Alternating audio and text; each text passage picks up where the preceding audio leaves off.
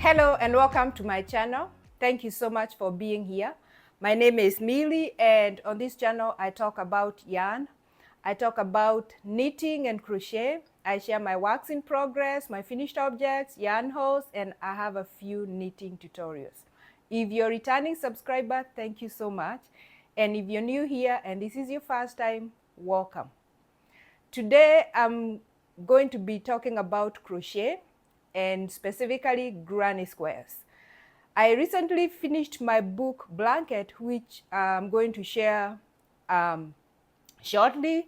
So I'm going to share my finished book blanket with you shortly. But before I get to that, I want to show you what else I've been working on.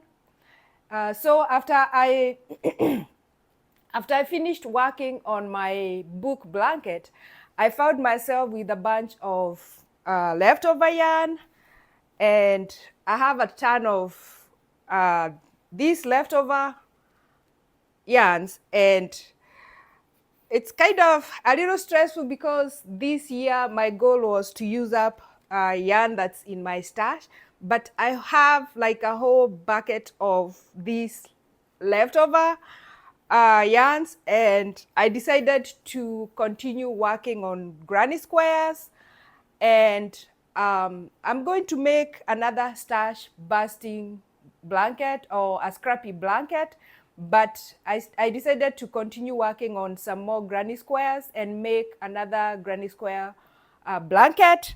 And I have, so far I've managed to make a pile of these, and these are 10 granny squares, and I can show you how they look like. So I'm just grabbing yarn and kind of just making random granny squares. But I've also found that since I have too many colors in the granny square, I have too many tails to weave in. So as going forward, I'm going to be making granny squares that are just about 3 colors, so that I don't have a bunch of tails to weave, which is one of the things that I don't really like about granny squares. But so far, this is the pile that I have managed to make. And I'm weaving my tails in as I go, because when I was working on my book blanket, it took me at least half a day to finish weaving in all those tails.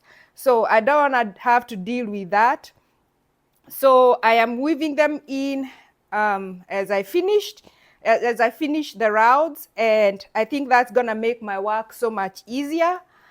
And I'm also using this neutral color.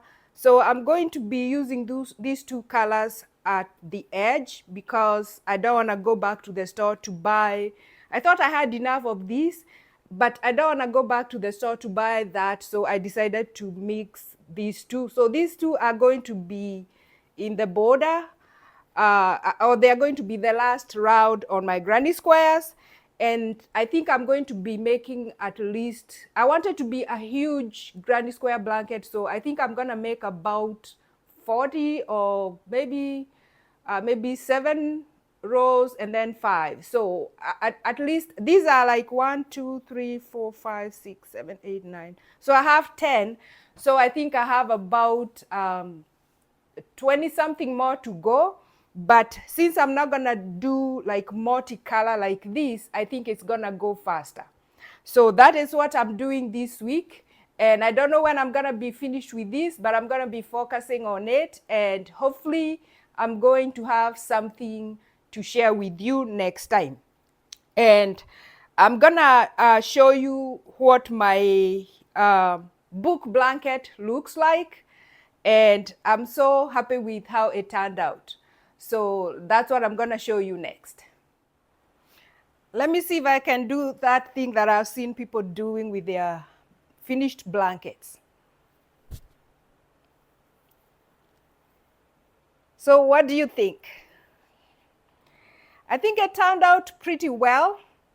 I love this blanket so much, and it took me a while, especially weaving in the ends, but I think it turned out really, really beautiful. And it's not awfully big.